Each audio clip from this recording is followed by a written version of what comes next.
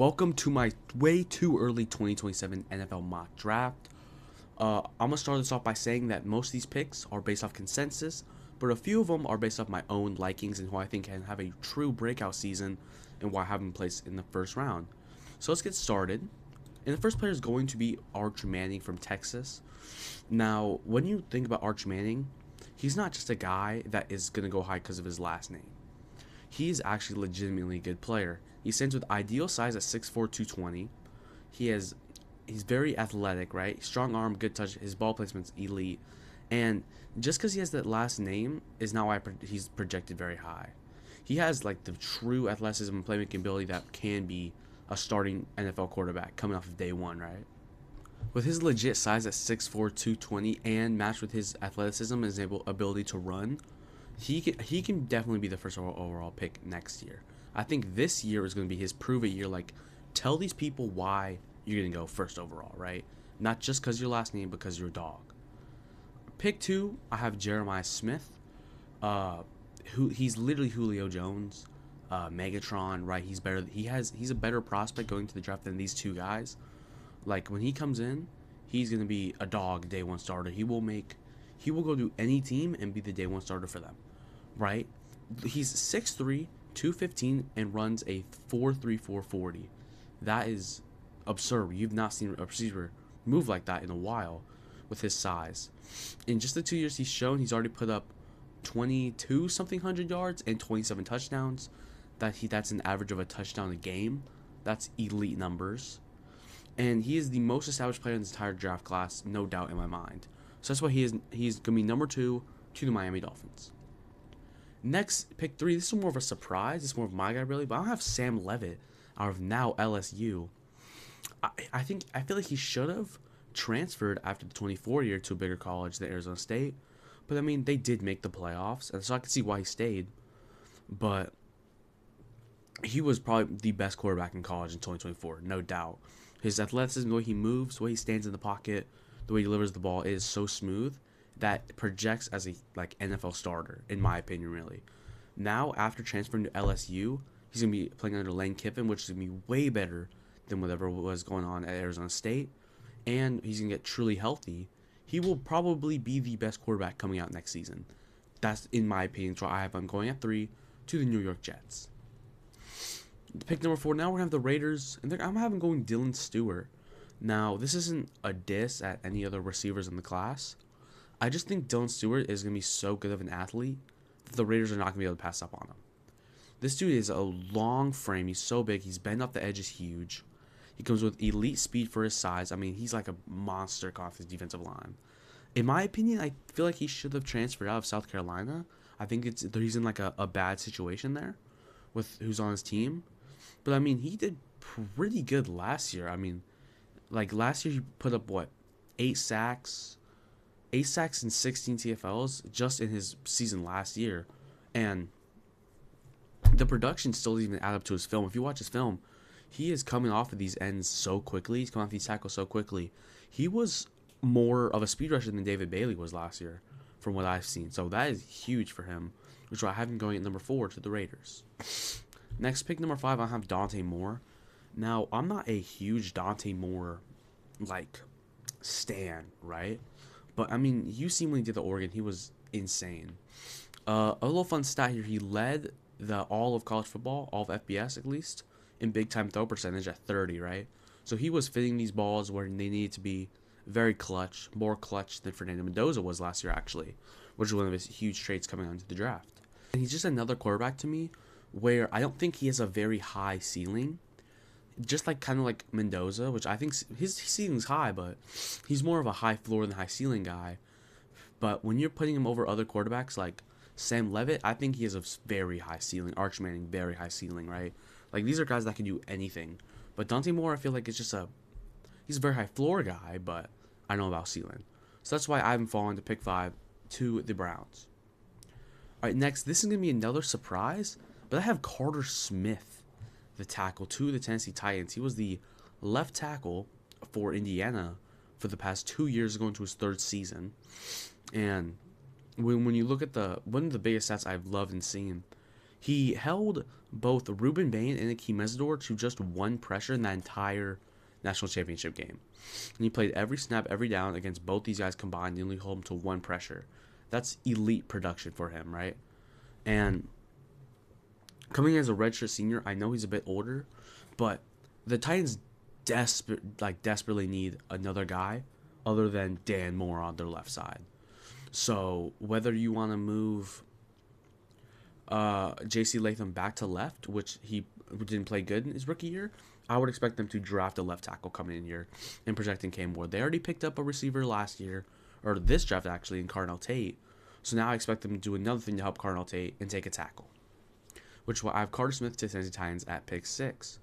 Next, pick 7, we have Colin Simmons to the Panthers. Another edge rusher goes off the board in the top 10. And he was great last year. He led the FBS in pressures with 60. He had a 91.7 PFF pass grade, right? That's very big for a guy who's wasn't even draft eligible. And then last 2 seasons, he had 21 sacks and 6 forced fumbles. Like, he is huge, or that production is huge, but what he's not huge is his size. He's very skinny, listed at 240, right? He needs to add muscle, any weight, especially because if he adds 20 pounds, how fast is he going to be, right? That's what you want to see. So you want to see him add that muscle mass, see if he can't push the production he had this year into next year with more muscle mass, because he's going to get swallowed up by these offensive tackles in the NFL if he's playing at 240. Like, that's not great. But, I mean, you want to look at anything else, like, he's very freaky. His bend is more than forgot his name. His bend was way more than Dylan Stewart's, way more than David Bailey's, Arvo Reese's, right?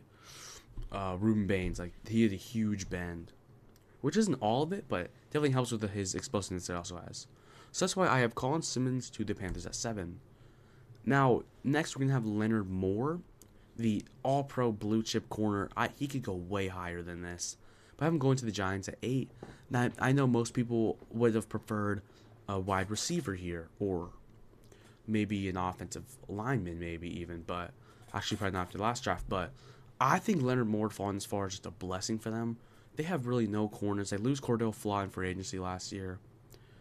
They just have a room now just fully of mid guys, really. I think Leonard Moore is going to be your breakout cornerback one in his rookie season. He had the highest PFF rating last year with a 91.8, nearly perfect. And when quarterbacks threw the ball at him, they posted a 45.1 passer rating. And when they targeted him, he got 5 interceptions in the last 2 years. So that's great. And you look at the size, 6'2", 200, a little bit big for the position he plays as a boundary corner. But his speed and explosiveness makes up for it. If you're as fast as a 5'9" guy on the boundary and you're 6'2", that is insane. That's huge, right?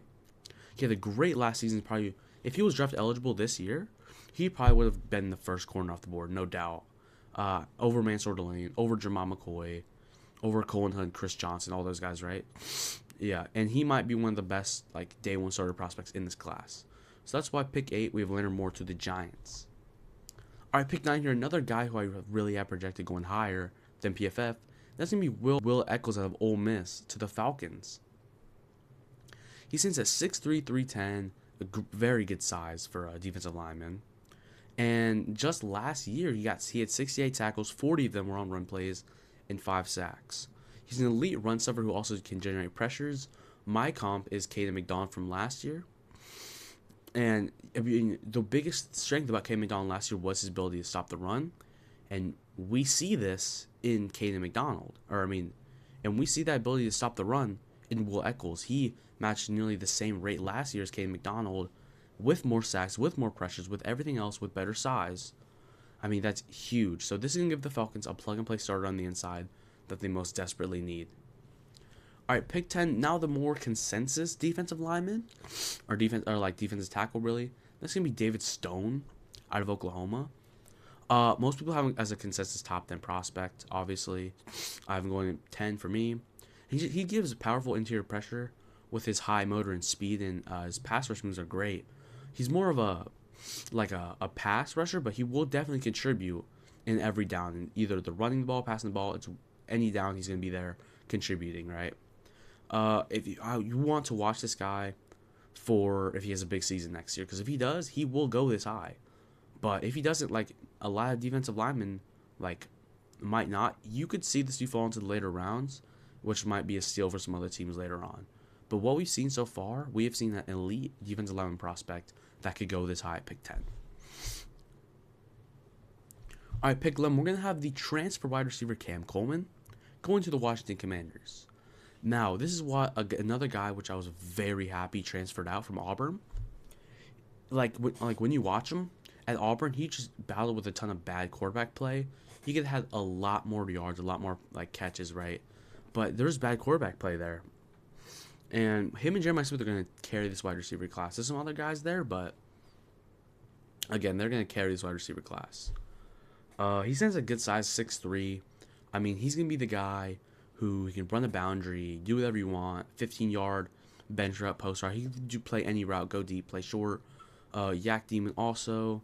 Yeah, he averaged 16 yards per catch over the last 2 seasons. Great production. So if he is going to play with good quarterback play, which he is with Arch Manning, he could go very higher than pick 11. Like maybe even pick 4 level, right? So make sure you watch for that into his next season. And pick 12, I'm going to have the bigger corner in Kelly Jones to the Jets. Now, I know the Jets lost their faster boundary corner in Sauce Gardner, right? And they replaced him with Deshaun Wright from the Bears, but what they don't have is a bigger corner, and that's what Kelly Jones is going to give them. Kelly Jones stands at 6'4" as his outside corner, which is great. He can also play a bit of inside, but I think he's outside. He has very solid coverage instincts. He's very fast in zones. He's great in his man coverage, and he's gonna be a day 1 starter for them at pick 12. Now, 2026 will be a tough season for him, as he still is on Mississippi State. I would have liked to see him transfer. He definitely got opportunities to with NIL, but hey, maybe Mississippi State paid him, man. Maybe they paid him good money to stay there. So he's probably the biggest corner in this class. That's gonna have a great impact. And pick 13, we have Julian Sang. Another one of my guys, which I loved him coming out of Ohio State last year. He was my number 1 quarterback last year in my rankings. The reason I'm falling this low, though, is because he's another guy which he has a very high floor. Like, no doubt in my mind, but the ceiling rate is kind of confusing to me. He has good size, standing at 6'1", 210. And, I mean, his traits are obviously his passing, right? He makes more accurate throws than Joe Burrow was doing at LSU, which is crazy, right? Like, just last year, he had a 77% completion rate. He had a 1.4% turnover rate, which is the highest out of quarterbacks in years, right? Like, we don't see that. He's a pure pocket passer, but watch some of his scramble plays and how he can, like, get away from sacks. He's huge. Like, he plays great in those. He plays with very quick release and elite ball placement. He is so good as a quarterback. He can go way higher than this if he has that breakout year this year. But, I mean, what else do you want from him? Like, what else do you want from him? He can put the ball anywhere you need him to. So that's why he's another quarterback at pick 13. Next, we have pick 14, Ahmad Hardy to the Vikings. My favorite quarterback in this draft class. I know there's a ton of good talent, but he's my favorite quarterback in the class. Last year, he played better than Jeremiah Love, and he also looked better than Jeremiah Love. He's very good, like, power and elusive back. Like, he stands at 5'10", 206 pounds. He's a complete compact and power workhorse back. He would be a day 1 starter in Minnesota for years to come, with Jordan Mason and both Aaron Jones on a contract year. So you could see him be the day 1 starter. You can also see him go a lot higher than pick 14, but he's built like an absolute battling ram when you watch him play. It's insane. So would be a great pickup for the Vikings at pick 14. All right, pick 15. We're going to go Caden Green out of Tampa. Or no, Caden Green to Tampa, the tackle from Missouri. Now, the main reason I put this is because he's so versatile. He can play guard and tackle. I'm projecting him to play guard, although he's a bit tall at 6'5", 324. But then again, if he wants to stay inside or move out to tackle, he could also use an upgrade at right tackle. So you could be looking at that, but I think they would primarily draft him to be a guard, which is why I have Caden Green to the Buccaneers pick 15. All right, pick 16, more of the consensus pick for corners. We have Ellis Robinson out of Georgia. He was so great last year at Georgia. He put up 4 picks and 7 breakups. And, I mean, when you watch him on tape, you see his fluid hips, his size at 6'4", 180, very quick speed for boundary corner again. They played him a little bit inside, but definitely in the NFL, I would have him playing just completely just stick to the boundary, because now that the Cowboys have picked up Caleb Downs, they can have him play more of the inside role and leave him to the boundary. He played so great. He developed under Kirby Smart, so this is gonna be it's gonna be a great Georgia defender in the NFL. All right, pick 17. We have AJ Holmes, defensive lineman from Texas Tech to the Bears. Another defensive lineman that is great in both the run and the pass, but I mean his true thing comes with run defense.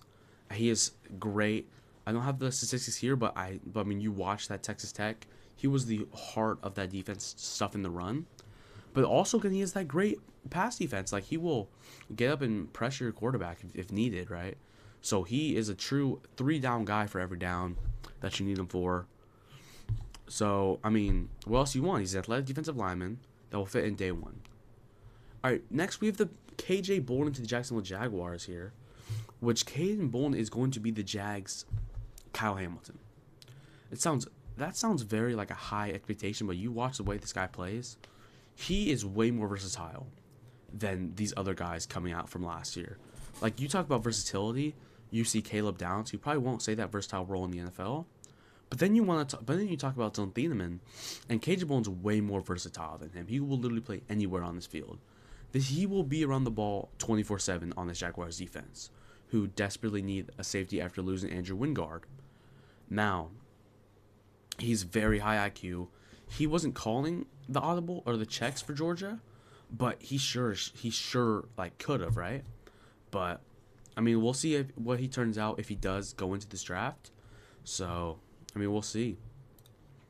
All right, next we're gonna have Trevor Goosby from the Longhorns, gonna stay in Texas.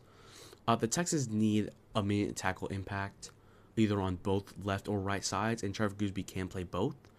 You're gonna lose your right tackle now, going into a contract year, so he could start in and play that instant day one right tackle role, or you can keep him on the left side and be the blindside protector for CJ Stroud in the future. His size at 6'7", and his movement skills are great. He posted an 83.3 PFF grade after taking over both seasons after losing Kelvin Banks. The one thing you want to look for him when you are watching him, though, is he's going to win with his length and at the point of attack. You won't see very many second punch wins from him, though, but he will win physically if needed, right? So make sure you watch that, and I have a feeling he's going to have a breakout year going into 2026 with the Texans, or the Longhorns. All right, number 20, we're going to have another defensive lineman, Amori Washington from Oregon. If he came out last year, he would have been probably the top defensive lineman taken. And now the Broncos just need anything on the defensive line. Any defensive tackle. I know they picked up a guy in the draft this year, but he's also a third-round pick, which he will definitely play day one, but pick 20 compared to a third-round pick is going to be a huge difference. So, I mean, we'll see, but for me right now, I think the Broncos definitely desperately need the defensive tackle impact, and that's what Amori Washington is going to give you. All right, pick 21 is going to be the first linebacker off the board to the Bengals, Kingston Viliamu Asa. I think that's how you say his name. Sorry if I butchered it. But he's a great linebacker prospect. You could see him go higher. The problem is the injury. He did tear his ACL in November, but if he makes a full comeback and he plays as well as he did before November, you will definitely see a first-round pick linebacker, no doubt in my mind.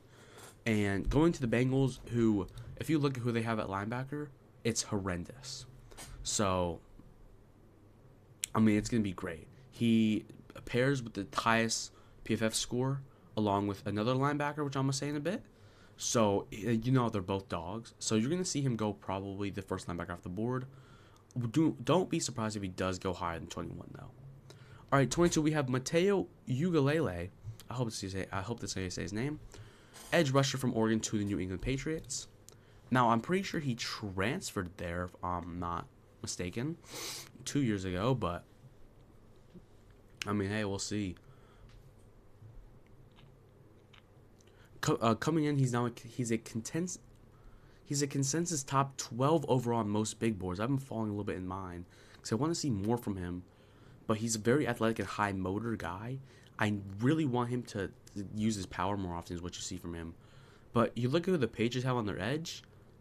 Really nobody. They really have nobody like young and powerful there. Very speed rusher, so he's definitely going to be a day one starter for them. He's a every down guy too. He is great against the run and pass. Pass is definitely especially, but like I said, you get your power more, you're going to be way better against the run. So that's something that you will see a lot. So don't be surprised if he goes way higher than 22, which is all I'm going to say. All right, next, another more of a shocking pick. Not really shocking, but more reach, some people might call. I have PJ Williams from SMU to the Philadelphia Eagles, the truest and most high-ranked right tackle in the class. And again, another stat line, when they played Miami, he held Bain and Mesdor to just one pressure. Same as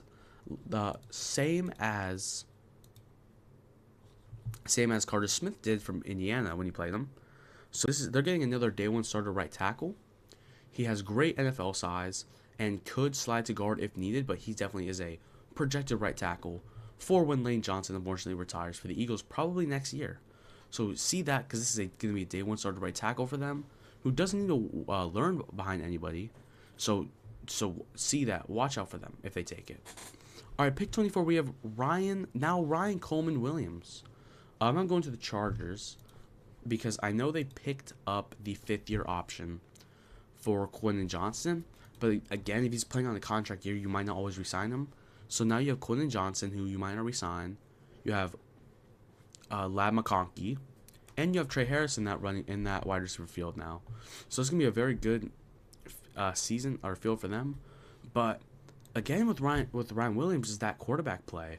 I mean, and him, like, we've seen how he produced with Jalen Milroe a lot better than how he did with Ty Simpson, which he had a lot more drops and, I mean, less targets, even less playing time with the Alabama than he did his freshman season. So that's something you want to look out for, is can he fix his mistakes from last season. But if he can, he has massive upside. He's still going to be wide receiver one for any team he plays on. But for me right now, I'm projected to the Chargers at 24. All right, 25, the other linebacker I projected in the first round is going to be Rasheem Biles from Texas.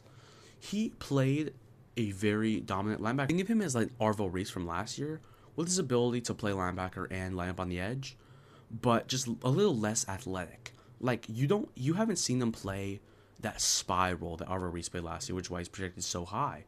So if he gets better at that, he can really be a huge pickup for the Cowboys if they actually do get him there. But for now, the Cowboys do have a lacking need at linebacker. Other than Overshown, who else do they really have back there? So just add more picks to your defense, and we'll see what happens. All right, pick 26 is going to be KJ Duff, the wide receiver from Rutgers, going to the Chiefs. The Chiefs don't really have a big-bodied wide receiver. They just have a ton of speedsters, so why not get them a 6'6" wide receiver who led the college football in contested catches last year with 22. So, I mean, when you watch him, watch him in the red zone. He's a red zone demon, just mossing guys back there, right? The reason you probably haven't heard much about him is because he's from Rutgers, right? No one really watches Rutgers, right? So that's why you probably haven't heard a lot of him. But if he'll be that jump ball receiver for them, well, you have guys like Xavier Worthy and Rashid Rice are going to be their speedster guys over the middle. So watch out if the Chiefs do get this guy. All right, pick 27, we have the Niners going Austin Sherfield, the tackle from Ohio State, the true left tackle. Now, he played 21 starts with them so far, both at guard and tackle. So do look out for that. And last year he allowed, I think, about 1 sack and like 4 pressures. Say offensive line wasn't great last year, as a lot of people say, but he was the smartest, most greatest tackle there on the line. And coming into this, he will be on Trent Williams' contract year. So look out for that. I mean, he might sit behind him for 1 year, or they can play him at guard and then kick him out to tackle when Trent Williams retires. So that's a great, smart offensive line guy that can play anywhere on the line. I picked 28 is going to be Damon Wilson to the Lions. Now, he's very athletic. He didn't play a lot last year, but I mean, he has the ceiling to be a every down starter. But the Lions need right now is they need more rotational pieces. On the other side of Aiden Hutchinson, and he will definitely be a great piece for them, whether he's gonna play rotational or even be an every down starter for them. It's just a huge pickup for the Lions to pick 28. Next, we're gonna have another edge rusher. It's gonna be John Henry Dolly to the Seattle Seahawks here. He's very lengthy and explosive, and also has great strength and speed. And as some people might say, Seattle doesn't need edge that badly. They did lose Boye Mafe and didn't replace him with anybody. And I project him to have a huge breakout season. So look at that if you're watching Michigan games. All right, pick 30. The Bills are going to get them their other Kyle Hamilton in this draft. Another guy who is a very high PFF rating and very versatile. Can play slot, box, or deep. And that's going to be Jackson Beanie from Utah. So he was great. The reason he's projected so low, though, is just because his missed tackle percentage. Because his ability to play anywhere and pick off people, right? His 3.3%, which is a lot. So give him next year to be able to clean up and make these tackles. He's definitely a first round lock and can maybe even go higher than pick 30. Maybe even higher than KJ Bolden can. Alright, pick 31. This is going to be a more of an interesting pick. This is going to be the Baltimore Ravens going running back in Mark Fletching. Now, we know that Derrick Henry is getting older and going into a contract year.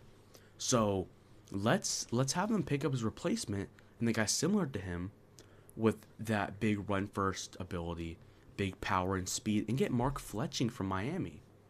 Right? I mean, you watch him, he's very bruising, physical, runs between his tackles, mauls people, right? Even like speedster, he can make home run hits, do everything he wants. So he's one of the reasons why Miami was up there with that championship run last year. So that's why I am going 31 to the Ravens. And the last pick, we have the Rams, and they're just going to take the safe pick, and that's going to be Jordan Seaton from LSU. Now, he was the number one tackle recruit in 2024, so he did play as a true freshman. And I know he played at Colorado when they had Shedeur, and now he's going to go to LSU under Lane Kiffin. So see him if he wants to go any higher. So he might go projected way more higher now that he's under this Lane Kiffin system. But what you want to look for is his injury history, right? Last year he missed a couple games, about 4 or 5-ish. So you want to look at, is he an every game guy? Is his injury history deep?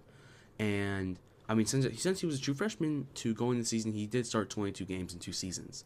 So a lot. He did start a lot of games. So if he gets injured again, you might see him fall out of the first round. And if he doesn't get injured again, he might even go earlier than pick 32. But just because that little in-between part is why I haven't fallen to 32.